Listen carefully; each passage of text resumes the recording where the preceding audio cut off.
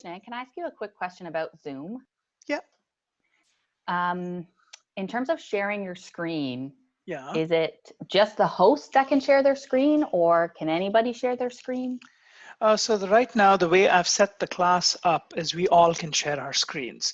Only one person can share at a time for obvious reasons, because if you have 15 screens populate someone else's screen, their computer may crash or their internet connection may go down. But like, for example, for my classes, I've enabled all of you to be able to share. We just have to share one at a time. Okay, but the host sets that up. I have to do Correct. a Zoom group presentation, so we're just kind of ironing out these Zoom details. Yes. So what can happen is your professor, is it for a course? Yes, yeah. So the professor is likely, if the professor doesn't know how to do that, just because it's new to everybody, nobody's fault, you just point them to their share window, and there's a little tab next to it that they can click, and then it gives them the option to allow multiple people to share screen or just themselves. Um, Okay, perfect. in case they haven't thought about it yet, but if they have and you're all set, you know, you should be able to share as long as nobody else is sharing. Okay. I seem to be the only one in the class who has any experience with Zoom. So they're relying on me. So I thought, oh, I'll ask Christian. Well, I would like to think that all of you are hopefully at this point considerably more experienced. I would call you like experts in a sense, so you can at least you know how different things work. Perhaps you don't know all the features, but you have a pretty good idea. Some of you are in the other course, directed studies course, so you've done presentations as well. So um, clearly you're equipped to do a few different things that perhaps some of your professors haven't even explored yet, right? So yeah, I mean, suggest that idea, see how that goes. Oh, we'll figure it out together. It'll just be Yeah, a yeah, bumpy road. yeah. Have you had other courses through Zoom already? I mean, any of you? This was the first one for me. But how about the other professors? Are they starting to use Zoom to finish up their courses? Everybody's using Zoom. Oh, good. Oh, Yeah, good. maybe not the other courses, but people are having church on Zoom. Yeah, yeah, yeah. And that's considering the Different stuff like circumstances. that. Like they're having meetings, board meetings and stuff on Zoom. And Yeah, yeah, but I have a question. yeah. When we first signed up for this, you said that we needed headphones to prevent noise bleed, and I have no idea what that is. And I was wondering Oh, whether I'll tell you what it is. It 90% of the time it doesn't matter. I wouldn't even say 90%. Sometimes it matters, sometimes it doesn't. So every once in a while, I don't know if you've been paying attention. Some of the students in class have had to attend class at a coffee shop or at a Tim Hortons. I don't know if you paid attention to that. But what happens then is in your own home, it may be fine if you have other things not going on. But if you don't have headphones, if someone's, say putting shingles on a roof, if a loud truck goes by, if there are dogs barking, if you don't have headphones, that's going to come in. Okay, so is it the mic or is it the earphones that you're? So if you, part of it is the microphone, the sound will go in through the microphone. But the flip side is if you don't have headphones and sound comes out through the speakers. So for example, if a dog is barking in, say, Cassie's house, and I don't have headphones, the sound can actually come out through my speakers on my computer and refeed the sound back through the microphone in the computer itself. Oh, okay, yeah. Okay, so it's like a sonic loop, and then what happens is there's no permanent neural damage because of that, but it's extremely annoying for everybody to have to listen to those. um, Let me give you an example. I have a second computer here, and I'm just going to it's like a pretend experiment. Okay, so I'm just going to remove I blocked the microphone there. I'm just going to remove the headphones there. I'm going to remove that and watch what happens. Look, I'm going to speak now. Oh, I didn't enable sound. That's why it still works. Give me a second. There we go. Okay. So do you hear the echo? You see what's happening here? Now, can you imagine if we had 14 computers doing exactly the same thing? And that's exactly why I recommend having headphones and a microphone. You don't, it's ideal. I know some of you don't use headphones and a microphone, and that's fine because it's very few and it's isolated, and it's most of those people don't necessarily have dogs in the background, don't have other things. But the potential for disaster with multiple people not using it it can be quite frustrating. And hence the recommendation. All right, we are at 10:05 and a little bit of digression, but we'll get back to what we need to do. All right, so I'm going to go ahead and what am I sharing? I'm sharing a whiteboard so we can have a little bit of a discussion here. Okay, so I have a little whiteboard which I'm going to move right there. Okay, so let's talk about, we've completed phase one. We've completed what it takes to do the ethics review. So when we do research, what are the different steps? Let's go through the steps of phase one. What are the different steps?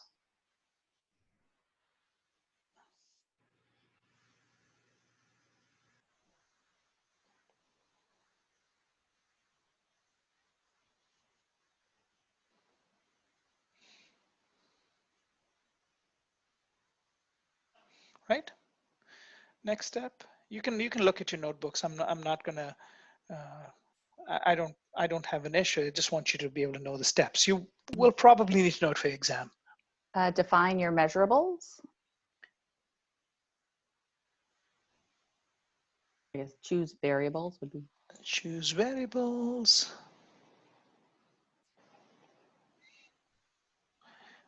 I'm going to say this is number 3 because we need a number 2.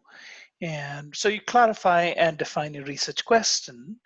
Then we need to do something as we define our research question. Remember what happens when you define a research question or write our hypothesis, right? You try to go back to the 2 boxes that we drew, to relate things, or if it's a research question. There's an issue when we first write things out. For example, more time, better performance. So choosing the concepts? Yes, thank you. Identifying concepts.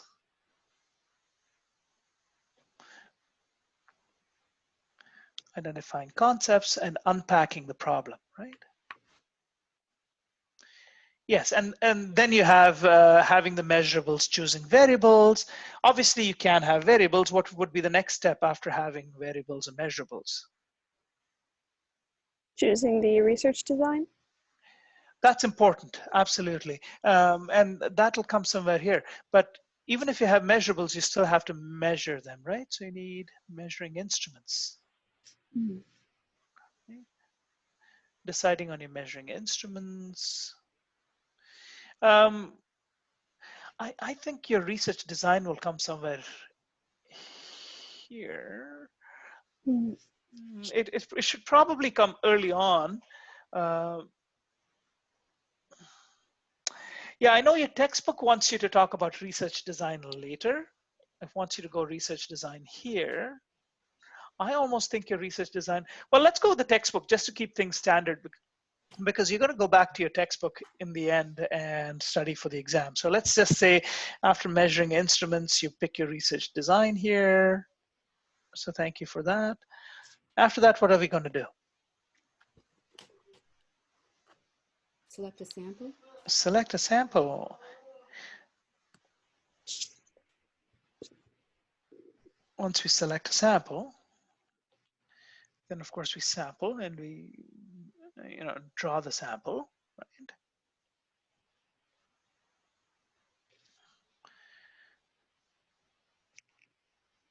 And in the midst of all of this, we have to always be consistently aware of ethical challenges.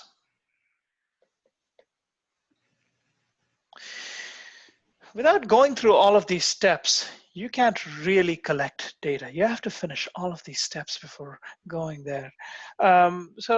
This is all what we've learned in phase one. This is actually the hard stuff because there's a lot of literature review involved here. There's a lot of understanding your concepts, unpacking, choosing how to do stuff. The next step, collection of data, is somewhat easier in the sense that you've defined everything. You have to now act on it and do the physical work to collect information. We have different ways of collecting data. Now, as a researcher, when I was in graduate school, we used to have physical notebooks. I'm sure notebooks still exist, so I'm sure you know what they are. But so what happens with the laboratory notebook typically is that it looks like a regular notebook, but one of the standard things is you will always have the first several pages for table of contents. When you get a lab notebook, the table of contents pages, they aren't filled out because you, the researcher, will fill them out. So, you know, there's a column for date, there's a column for title of the experiment, and there's a column for page. So as you do your day-to-day work of whatever it is you're doing, whether you're doing a literature review, whether you're designing a poster, you would go ahead and write your date. So 26/03/2020, and your title might be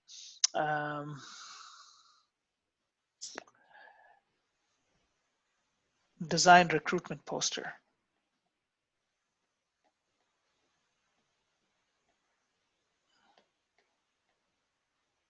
So let's say you're interested, let's hypothetically say that your project is to understand food insecurity in older adults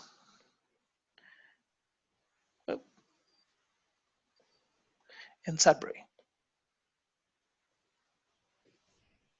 Okay, if that's the title of your project, you're looking for volunteers to come and talk to you about how they feel. So part of the project requires that you design a recruitment poster. Then you have a page number, let's say page number 21. We're just making stuff up, as you understand. Okay, all right. So, and you know, once you're done with that, you have the next date, you have something on the 27th that you did, excuse me. 20, you have a title for what you did, and you have a page number for that, and so on. Okay, so it's important to have a research or a lab notebook, whatever you want to call it, a research notebook, regardless of what kind of study you're doing.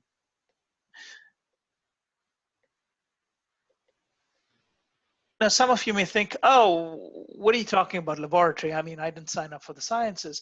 It's interesting. There are you can have laboratories in the social sciences. They don't look the same as pure science laboratories in the sense you don't have a bunch of gizmos, or you're not pouring liquids to liquids and making steam appear or whatever it is. But you still have a lot of computers, and you have other devices that you use to do your research. So I recently went to a psychology laboratory at Laurentian before all this COVID stuff happened. And, you know, because I came from the natural sciences, my understanding of a laboratory was, well, you need bench space where you do your experiments, you need A, B, and C. But it's different. A psychology laboratory has a bunch of neatly laid tables and cubicles, and there are different computers, and you do your research on your computers. But in any case, you need notebooks. Would they be physical notebooks, or is there an app for this? So that's changing as well. If people tend to do a lot of research just sitting on a table, not actually interacting with people, your notebooks don't have to be electronic. So you don't have to do it as a Microsoft Word. But if you're in the field a lot, say you're interviewing older adults to find out about food insecurity, it's unlikely that you'll be able to carry a laptop and take down notes while you're talking to older adults getting the information.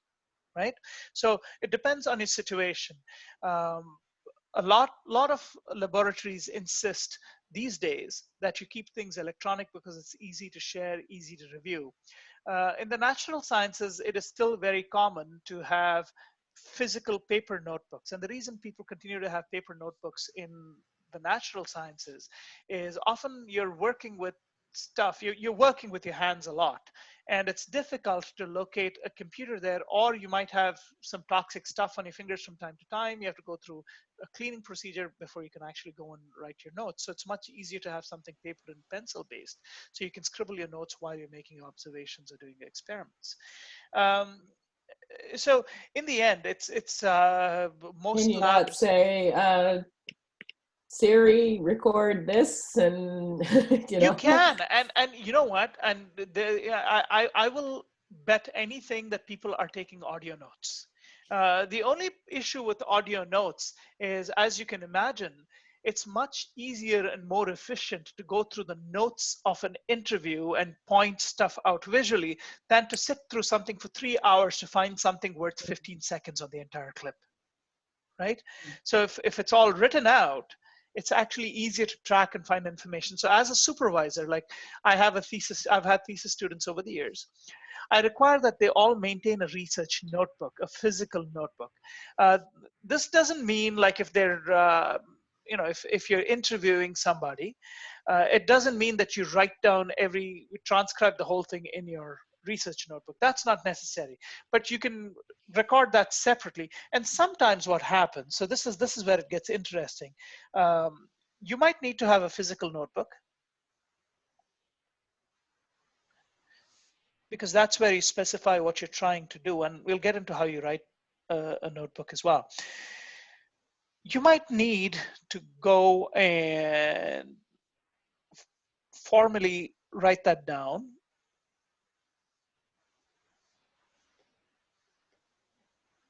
in an electronic form, which means in a shared document of some sort that you're sharing with your supervisor. The letters just disappeared on me. I'm not sure why. Oh, there we go.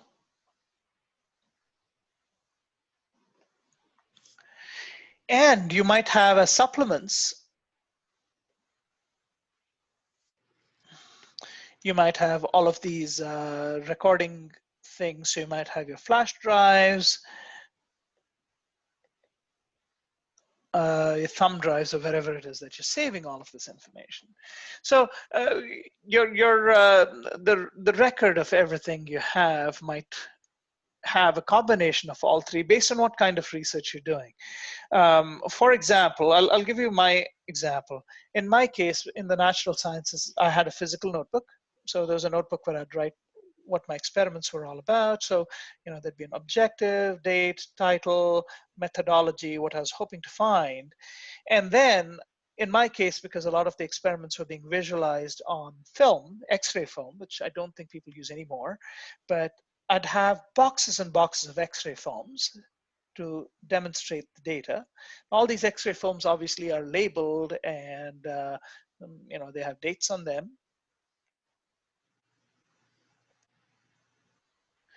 And then I'd have a whole bunch of computer files to keep my data, also labeled and well explained. And the notebook typically would tell you that, to see the result of this experiment, go to the film dated 23rd of January, 2005. So for example, if I was curious about an experiment, I read it in my notebook. Well, this is what I did, and I had a result, and I'm thinking, okay, well, I want to go back and see what it actually looked like. So I'd go to the film box and I'd pull out the film and I'd see, oh, this was the data. And then if there'd be a corresponding computer file, I'd talk about that in my notebook, saying, well, here is additional analysis, and you can find it in the file dated so and so. Then I'd go open my computer, go to that date, pull up the data that I have on the analysis, and then it would form one complete piece of information as to what I did on that particular day. So obviously, we maintain research notebooks or lab notebooks for several reasons. One reason, as you can probably guess, is accountability.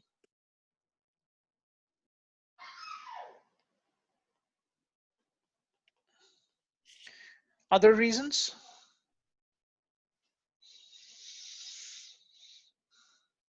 Staying organized.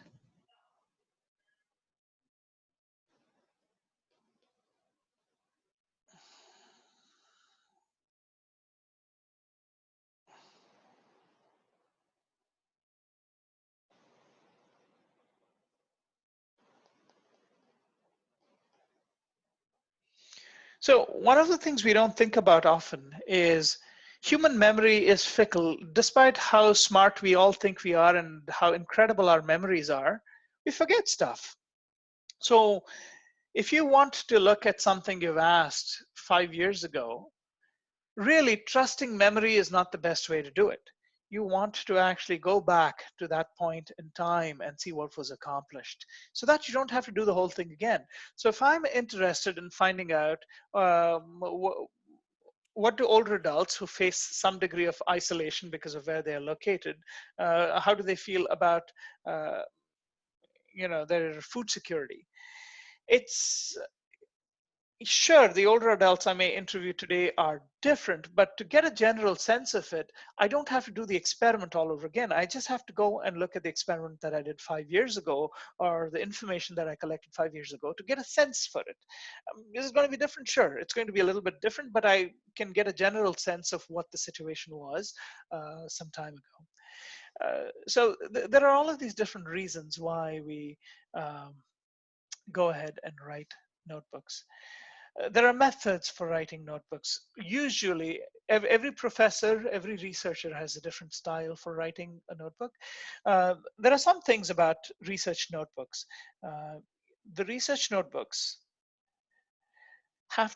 typically will have to be bound. So you're not allowed to use binders with removable pages.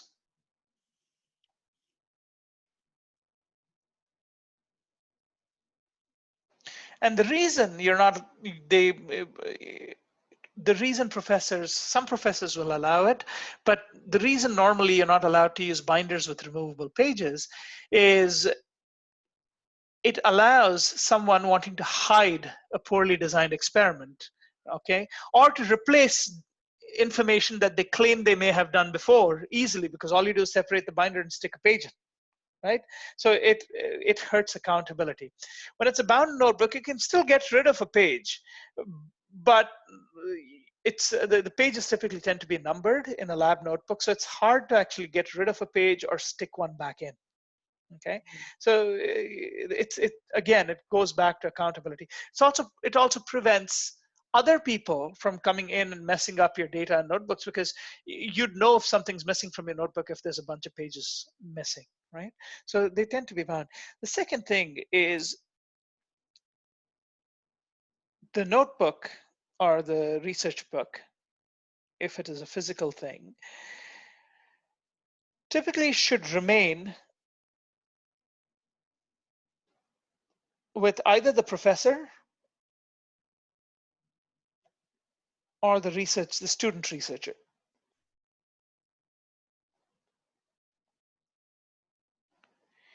Now, the notebook itself is not the property of the student researcher. Even though the student researcher is filling it up, it's not their property. When the student researcher has done their project, the notebook has to go back to the prof. Because in the end, the professor is responsible for the project. So the notebook has to come back to the professor, and the professor has to maintain it with them, for as long as is reasonable, which is usually it's a 5 to 7 year period. So that if any time there's a question the professor has about the research that was conducted or how it was done, or if there's an external inquiry about the research itself, the professor can go back to the notebook and identify what was happening and why a certain question was asked and why certain people were asked. So those are some general rules. Now, the notebook themselves, other than a table of contents, which they will all have, will have the day-to-day project pages. So typically what will happen is at the top of the notebook, you would write the title. The title would be the experiment or the project that you're trying to do. So the title of the project in this case would be food insecurity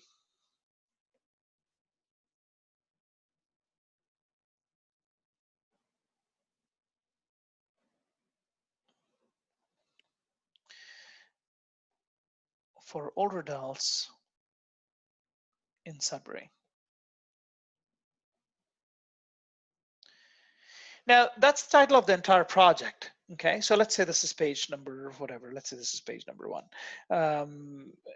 So you'd have a date. So today is the 26th, 26/03/2020. And for every Table of contents pages are not numbered then? The numbering starts after the table of contents? That's right. They may have numbering, but it may be more like lettering. It may be Roman lettering. It may be, you know, something like this, and so on. So it's not exactly the same. But the key thing, so the organization itself, you'd have a date, and then what you'd have for every day that you do something regarding the project, you'd always start with an objective. You don't just randomly do stuff when you're doing a project. Everything you do, there is an objective. So let's pretend the objective for today is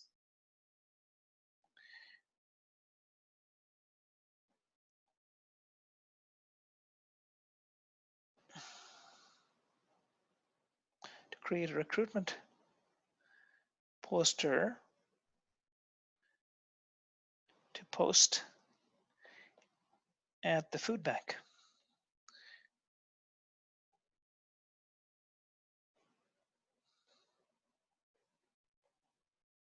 To recruit older adults. Okay, that can be, you know, we're just making this stuff up. This is typically how you'd write a lab notebook.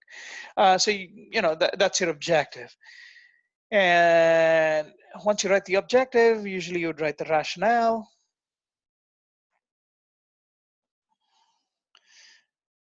Based on our previous analysis, we have identified that a poster at the food bank is very effective. Therefore, we're going to go with a poster.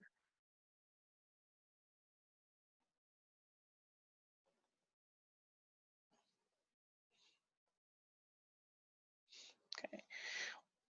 Then, of course, you mention what methodology you're going to use to create the poster.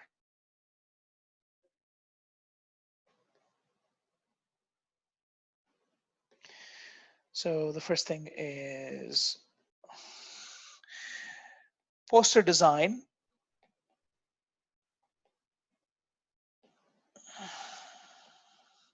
Will be on Microsoft PowerPoint. Images for the poster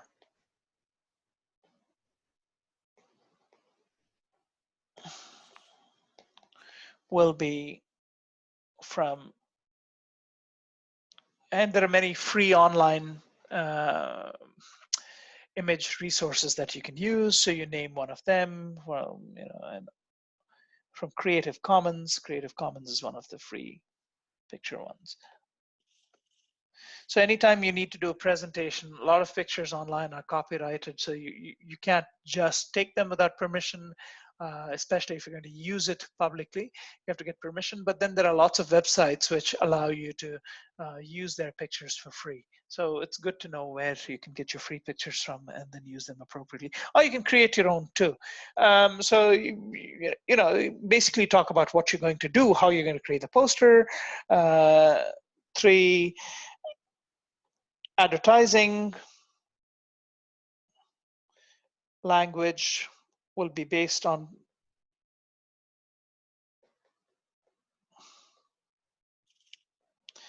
and then you can just mention what your sources are. Are you going to use previously published posters? And then you would just write a shorthand. You don't have to obviously put the full citation in, but just a little shorthand to tell yourself where you got the information to design the poster and so on. So a little bit handwritten in text citation. Okay. Does this allow me to do a second page? No, so I'm just going to clear everything because I don't have any more space to write. Clear all drawings. There we go. Okay. So you've written all that stuff out as to how you're going to prepare the poster, and then the next title will be conclusion. And this might be after you've done all your work. Poster was created as described.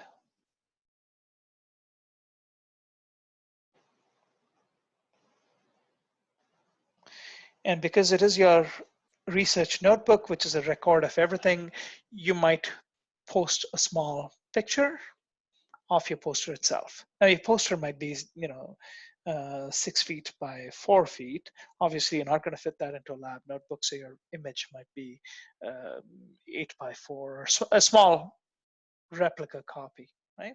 So that's this replica copy. So this is how you write a lab or research notebook. It is essentially intended to say pretty much everything you've done relevant to the project for that day. Now, once you're done that day, you go on to your next day. So, next day you still have the title because it's still the same project. So you write the title, or you can just write the title at one point, and when the section gets over, you kind of have a separator page, but the title remains whatever it is. And then once again, you define what the objective of the next day's goal is. The objective of the next day's goal might be communicating with the food bank director,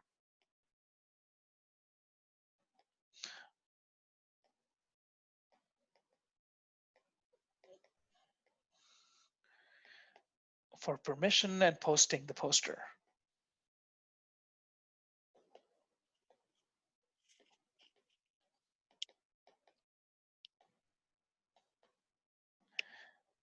And you may not need a methodology here, or you might put a methodology saying initiated communication using email, followed up by leaving a message on the voicemail, and so on. So you can say what you did. What that does, I forgot to put date. Date's very important. Can you do more than one objective on a given day? Yes, but they have to be on separate pages. You can do So as one many after? objectives. Okay. Yeah, so you can put them on separate pages. You don't put them on the same page because each page, you're doing it. So you can even be doing multiple projects. So sometimes what will happen is students are pursuing multiple projects. So they will typically end up having separate research notebooks for different projects, just so it's not confusing for the person that's reading. Going from day 1 to day 2, they'll have separate notebooks.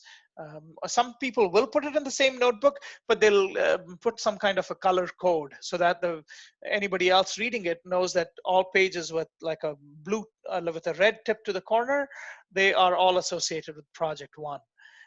Anything with a blue to the corner, it's all project 2. So they're not, thinking, well, they're talking about the poster here, and here they're talking about traffic violations.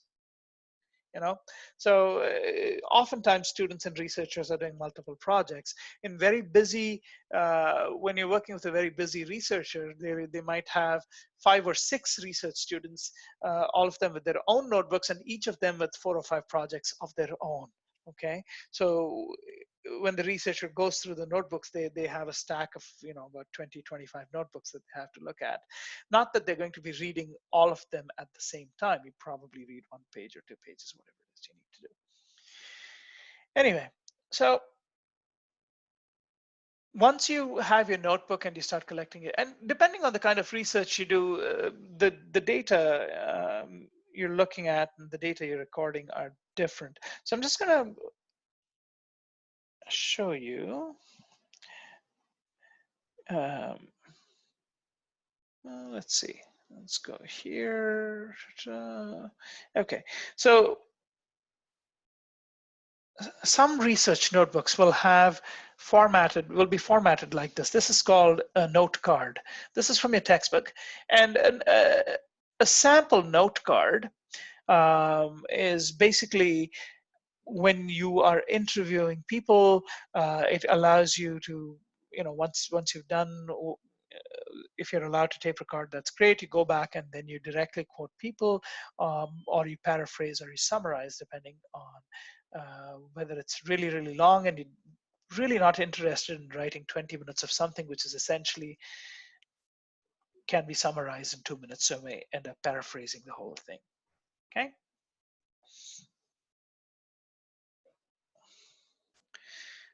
What else do we have to talk about recording research? Oh, citations. What happens when we are doing our day-to-day work often is it's important to stay on top of our citations because we need to know where the rationale came for what we decided to do. When we're writing our notebook, it's often hard to get the detailed citations in, so you would go ahead and you would just say Kramer 2012 and so on.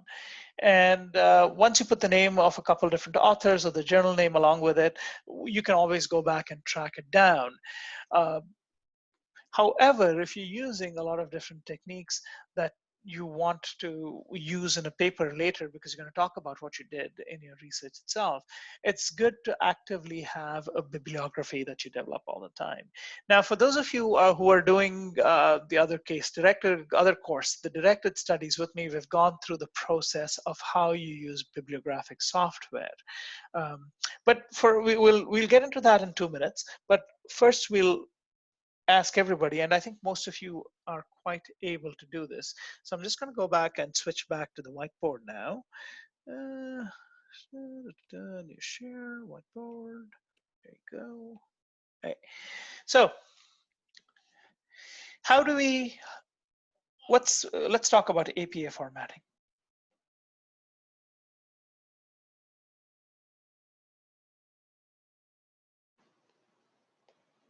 Okay, what comes first? Your running head? We start with authors, right? Sorry, my bad. I'm talking about bibliographic citations. Oh. I'll be more specific. Bibliographic citations. Okay, what do we start with? Last name? Author's last name, yeah. Last name, first initial.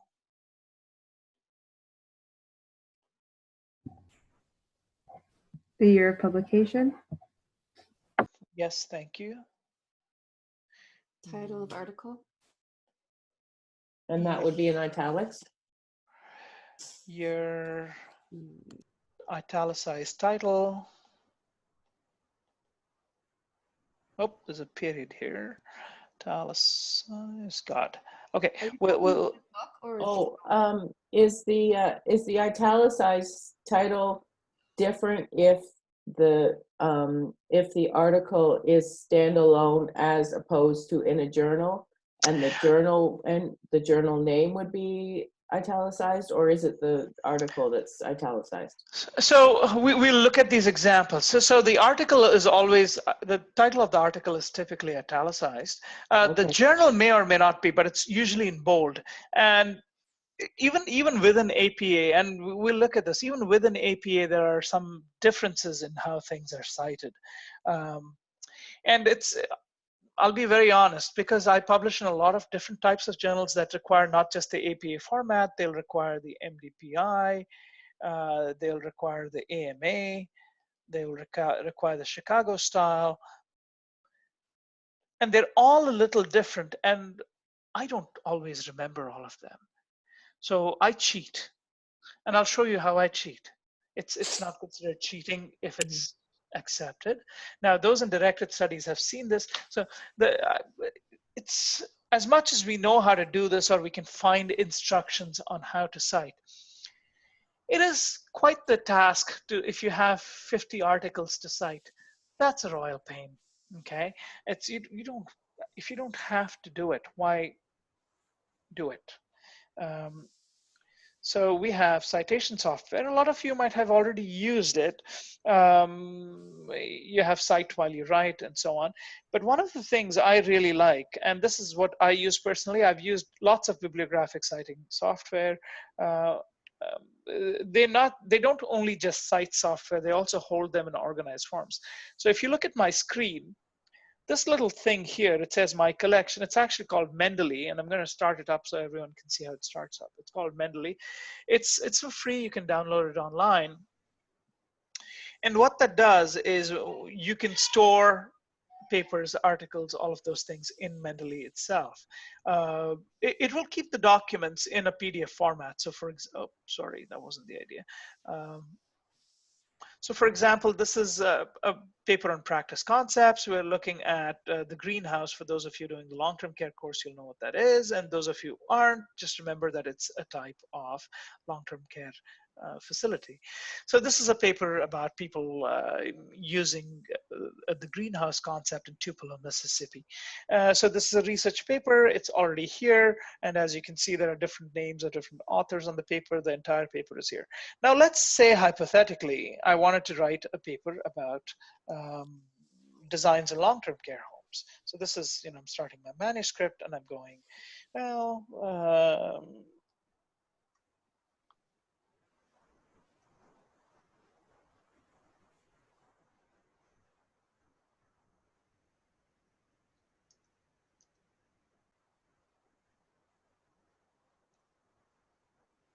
and then I want to cite, what green homes are all about. Now, the wonderful thing about having these bibliographic software is I would just go to references, and all I do here is insert the citation, and I would go green homes. I don't have to necessarily remember all the names, but I found it right here. So I go ahead, click, and okay, and automatically it's formatting the citation. It's thinking. Oh, there we go. So now, if you notice, I've set this up as APA on my Microsoft Word, but I have a lot of different choices. So for example, I can go and say, well, I don't need this particular thing. My professor wants it in a Harvard reference format. So I change that, and all of a sudden it changes how it cites, right? Which is wonderful. So I can go American Medical Association, and then you see the little number. I don't know if you can see it on my screen, but it's got a little superscript on there. So it's completely different from the APA, and eventually I decide I'm just going to go back to the APA because that's what I like, and then it goes back to doing that. Now let's put a few more papers in there just for fun. I'm just going to go ahead and I remember my name well than all the other authors. I'm just going to stick my name in there, and then we'll get a bunch of papers that we can put. So I say, okay. There's a comment on the chat window. The APA format, journal titles are not italicized with the journal title. Oh, Connie, sorry, I'm trying to figure out. Journal titles are not italicized, but the journal title is. Okay, we will. Sorry, the article title is not italicized. Okay, thank you for that, Connie. See, I wasn't lying when I tell you I don't remember all of these things. So that's why I use, obviously all of us are capable of looking at instructions and citing them. The benefit to all of this is not just your in-text citations. Let's say you have, by the end of your 2,000 word document, you have 40 papers that you want to cite. The cool thing about using these software is all you do is you go and you say insert bibliography. And magically, look at that. That's your bibliography, the entire citation in APA format. Where was this 3 years ago? It's existed for over 25 years. I'm sorry. Yeah, no, it's so this is wonderful because it's a massive time saver. And the fun part is this. Say, for example, as I'm writing my stuff, I decide, you know what, I really don't want this citation. It has nothing to do with my work, and I'm going to get rid of that sentence. I'm going to get rid of the citation. Watch what happens. When I get rid of this, what should happen? Well, in this case, it didn't, but let's try this one. Oh, there we go. So what it should do is it should get rid of, it got rid of the original greenhouse citation. It has a duplicate of this. Anyway, the thing is, as you're typing, it does a couple more cool things. When you add or remove things, when I save it, it'll do it.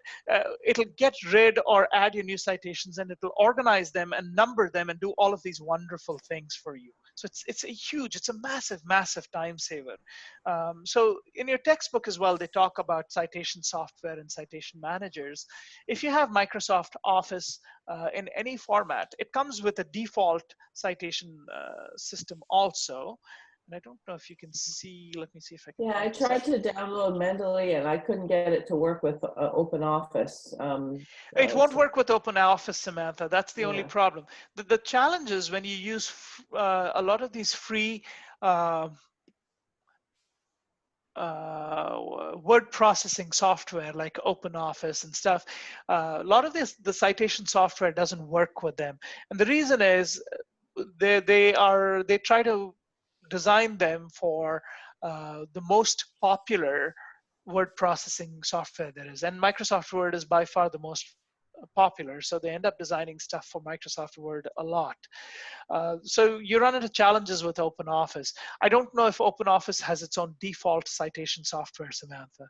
So that's a challenge, and it'll continue to remain a challenge. And unfortunately, what that means is you're going to manually have to cite everything. It may not be a big deal right now because I don't think I use my bib.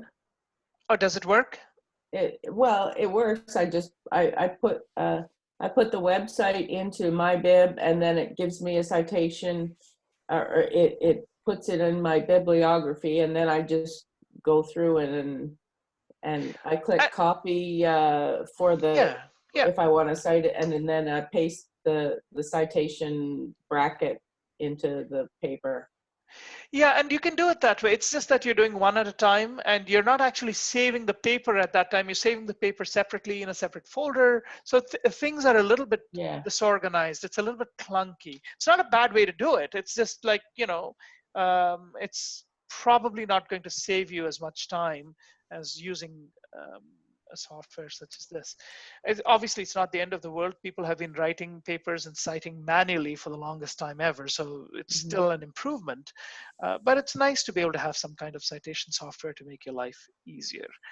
What else did I want to talk to you about? Sorry, go ahead. I've tried other softwares and like in first and second and first year, and I haven't really been a fan of them. Yeah. And then this year in directed studies, when you suggested Mendeley, like I wish I knew about that previously, because I find it's like the best one. I found with other ones, they don't always cite properly, but this one has been working pretty good.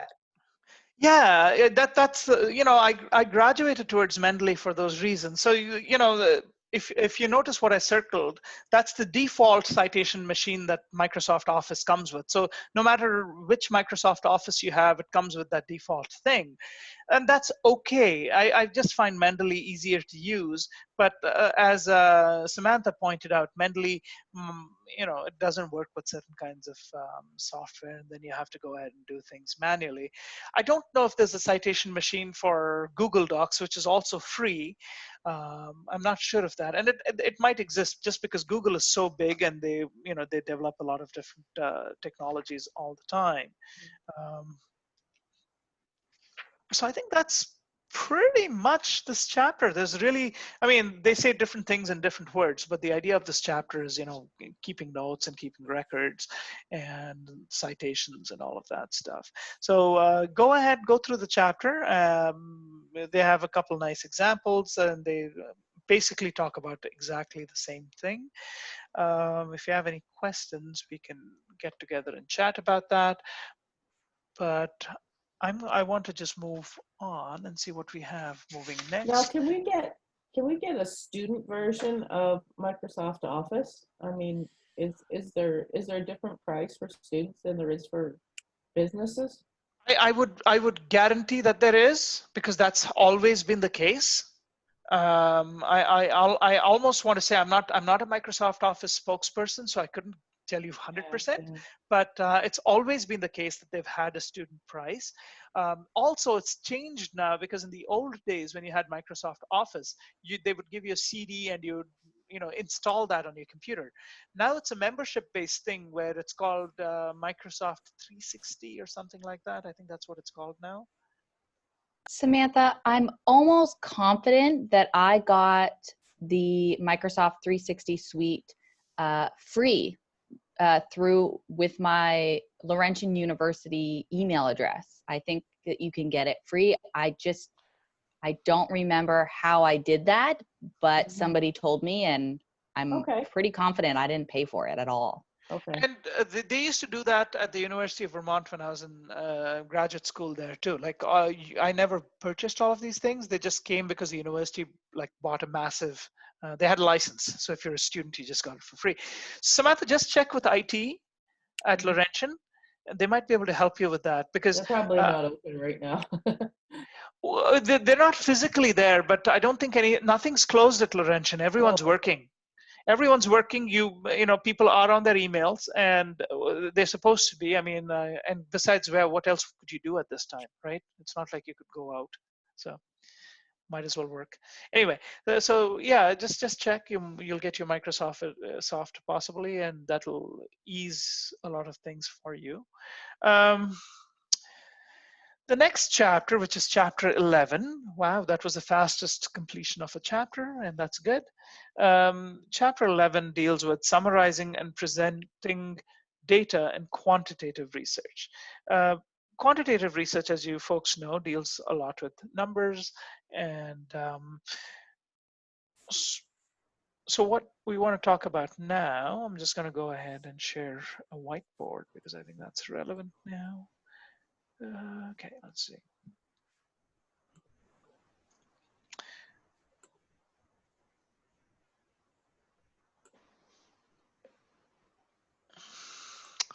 Yeah, there's still stuff on the screen. I'm not sure why, because that's supposed to clear itself. Clear all drawings. Let's see. Oh, there we go. Okay. So there's an example, and we'll use a textbook to provide the example and the reason why you have to tabulate things. Well, one of the things we spoke about is how you get your raw data, right? So you get your raw data on your data sheets. Those are your data sheets.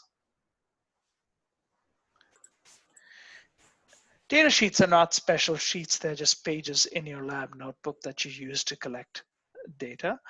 And so, for example, if you're looking at, you know, if you're trying to study the relationship between hours spent studying and the marks on an exam, you might have columns saying student number, and then of course you have 1, 2, 3.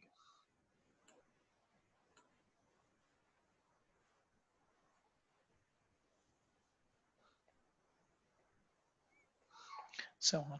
And obviously each student gets a certain number of marks. So score, yeah, and we're just making up numbers.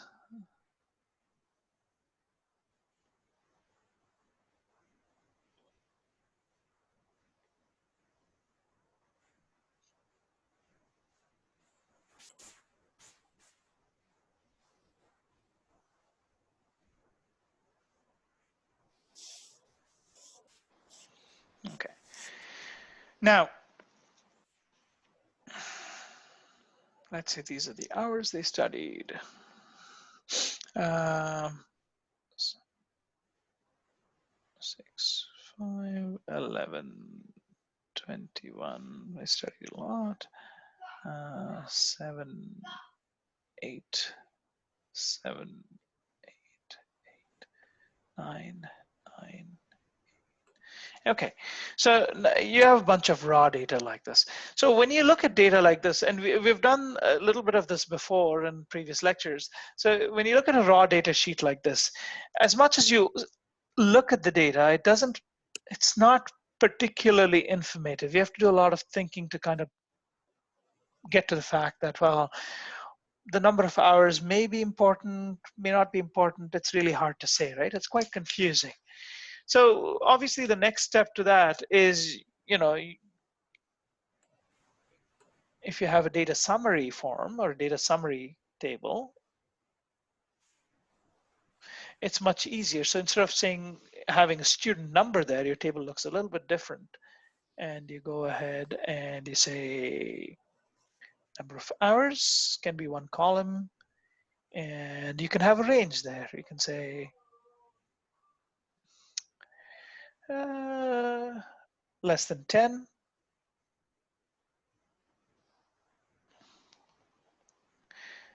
11 to 20, 21 to 30, more than 31.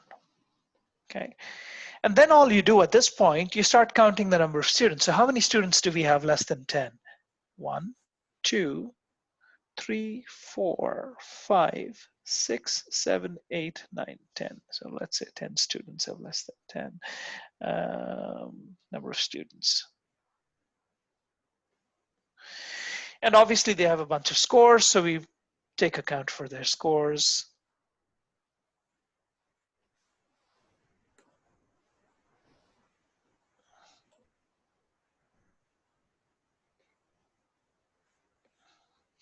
So we say average score for those 10 students.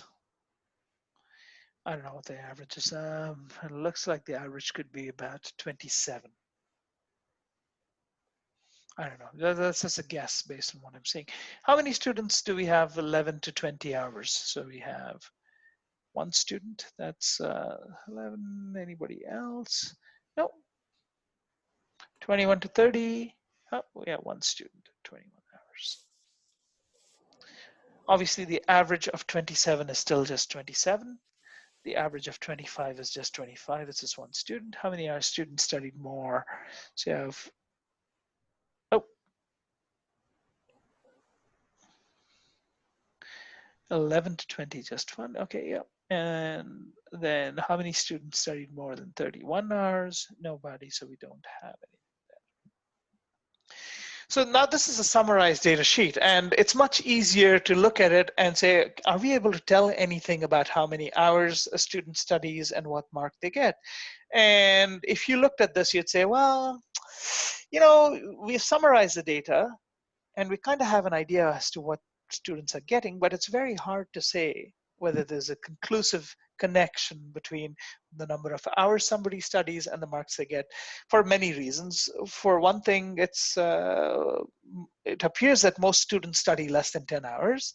And even though the average score is 27, the high score is a 34 and the low score is a 15. So it's all over the place. So you can't actually conclude anything, which is fine, because you have to remember that in research, a lot of time you go through the entire process and you collect data and you start to analyze it and you find that you can't get to a conclusion. And that's normal. It's not 90% of research projects lead to nothing. And this is despite the best efforts and the experience of the scientists. It's abnormal if you start getting very conclusive results on every research project you do. Whenever a researcher claims that every research project ends in some kind of a solid conclusion one way or the other, you have to start to get suspicious. Okay, it doesn't work that way. Most research projects, despite best design, may not come up with any conclusive result one way or the other. And that's why, you know, that's why we're probably not like the Jetsons and all kinds of advanced technology and in many different fields, not just in technology, because, well, you know, projects fail. Projects fail a lot. It's very frustrating sometimes to be a researcher, because a lot of stuff that you think and you try, despite all this meticulousness and organization, simply fails. And that's okay. All right. So a lot of chapter 11 is talking about raw data collection, summary sheets, and so on.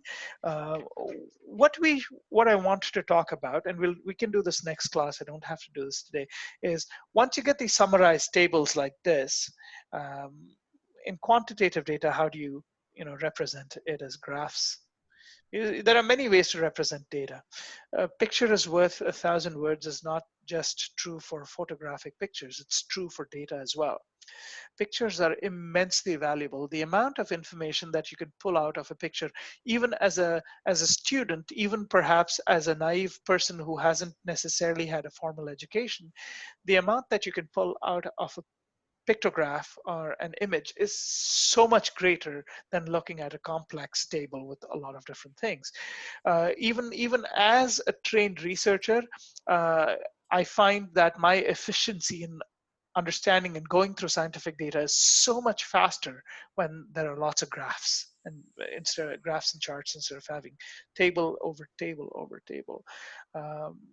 Obviously, as you get more and more experience in research, you can interpret tables also pretty fast, but it's not the most efficient way to present data.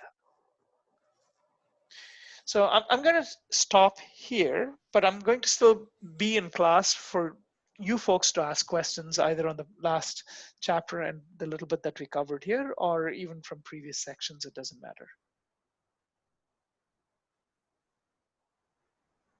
Thank you, Krishnan. Hey, no problem.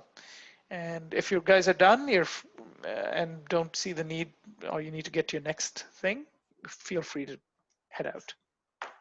I have a question, but it's actually about directed studies, so I can wait till after everyone's done asking questions about this class. Okay. Thank you. Thank you. Have a good one.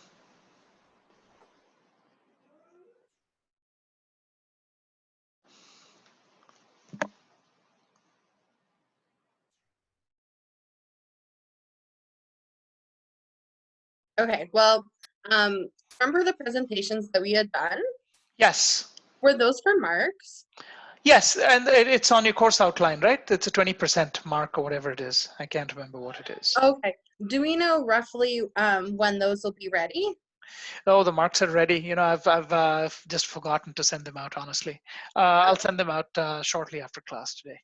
Okay, thank you so much. No problem. For the final assignment for directed studies, Yep. what format is that due in? Again, Microsoft Word. No, I mean, like, is it a literature review, or is it? It is a literature review. Your Okay. entire task this semester has been to compile and write a literature review. Okay, on the section that you've been assigned. So continue to work on the suggestions you've had. You may have more creative ideas beyond what I've suggested. Okay, so go ahead and do it. Again, be mindful of the fact that don't end up quoting a lot of stuff. I would say quote nothing. Quote nothing, because the issue with quoting, this is my personal issue with quoting. A lot of students, and sometimes professors, not always professors, a lot of people end up quoting. So you look at this paper and you think, well, what has the student reflected upon? They've just quoted, and filled 1,500 words, right? So I absolutely, unless it's unavoidable and absolutely and completely relevant, I don't like seeing quotes. I'd much rather have the student read that, reflect on that. Or just paraphrase it and then put the citation Paraphrase in? Paraphrase, put the citation in as much as possible. What I really like to see is if you have multiple studies pointing to the same conclusion, summarize those studies in a couple of sentences and cite like 3 or 4 studies that are relevant to what you've just said. Because what that tells me is you didn't just make the statement up by reading one study. You actually read 5 things and put that statement in there. So the value of what you just stated is so much higher. Mm-hmm. Right? So I guess what I'm looking at is, okay, I've got my bibliography. Yeah. I have to use this one, and I have to use this one, and I have to use this one. So what am I going to take from this one, just to use them? Right. Well, and you might find, Samantha, because you still have a couple of weeks before final submission is due, and the bones are already there. The skeleton and some of the meat is already there in all of your write-ups. Now, at this point, we're looking for improvements, and I think your final submission is worth almost 50 marks. Something like that. It's worth a lot more than what you've been doing before. So it's a good time to look at everything you've done very critically. Look at if there's other information out there. Look at what you can add to enhance the quality of what you wrote. And make sure that it's organized, it's linear. So, for example, you don't want to write a literature review where you have the first paragraph. I'm giving an example, okay? This is not, so if your first paragraph is addressing, let's say, food deserts in a city, you mention a couple of sentences there, and then you've not said anything about it, not connected it to anything, and then last paragraph somehow magically you again talk about food deserts completely out of context. You don't want to do things like that. You want to make sure it's linear. There's a narrative, it makes sense. I would suggest to all students that don't be too concerned about, you may have read 100 things, but only 20 may be relevant to what you're trying to say. Don't worry about citing the 100. That's not necessary. Okay. Okay, sorry, I actually have two more questions now. So Sure. when we're double citing something, how does that work? Do you put like the first citation in brackets and then the second one behind it? Like if you're making. Oh, so let me give you an example. So let's say I made the sentence that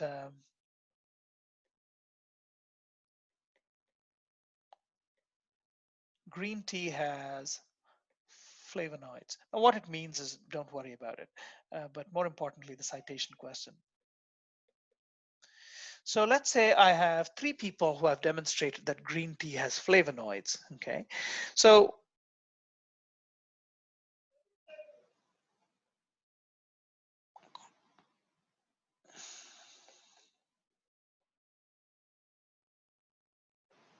and there will be a comma. So the good thing is when you use something like Mendeley, it'll do it for you. So you can insert all 3 and it'll just put a comma between the in-text citations. And we'll, Okay, thank you. That makes a lot more sense. I was kind of confused of how to do that, but yeah, you would. So when you use Mendeley, like, are you using Mendeley now? Is that what you're doing? yeah. Yeah, you just do insert, insert, insert. Even if you insert, like even if you don't insert them in one go, even if you insert them separately, Mendeley will just put them together in one bracket.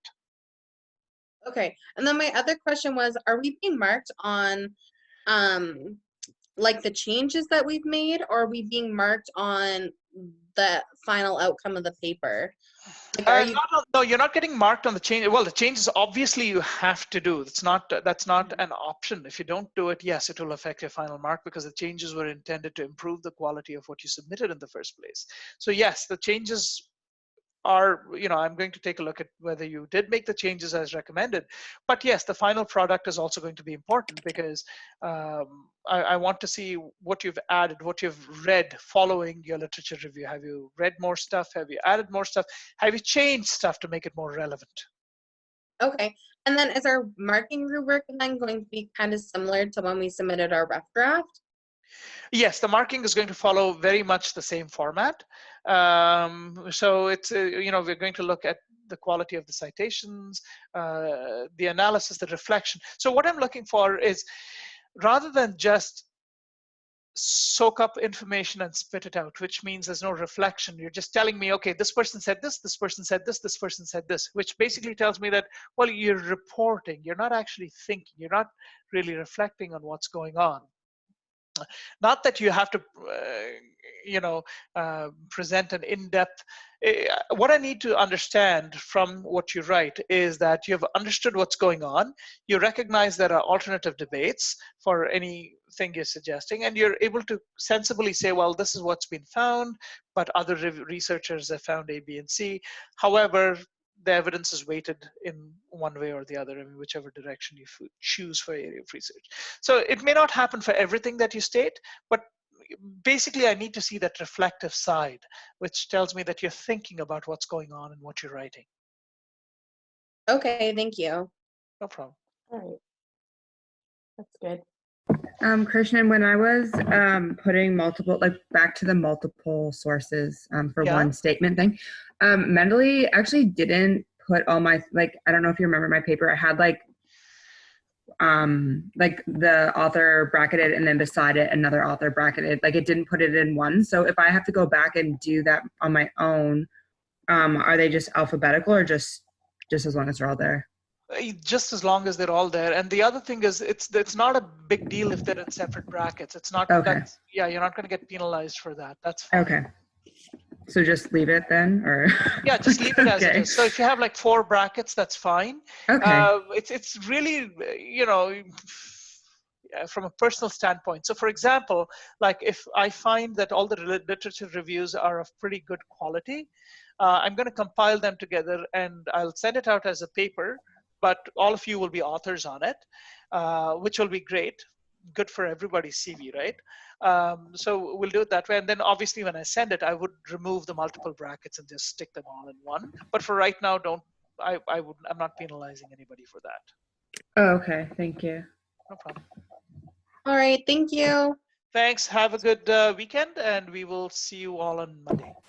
Okay. Okay, bye. Bye. Thanks. Bye.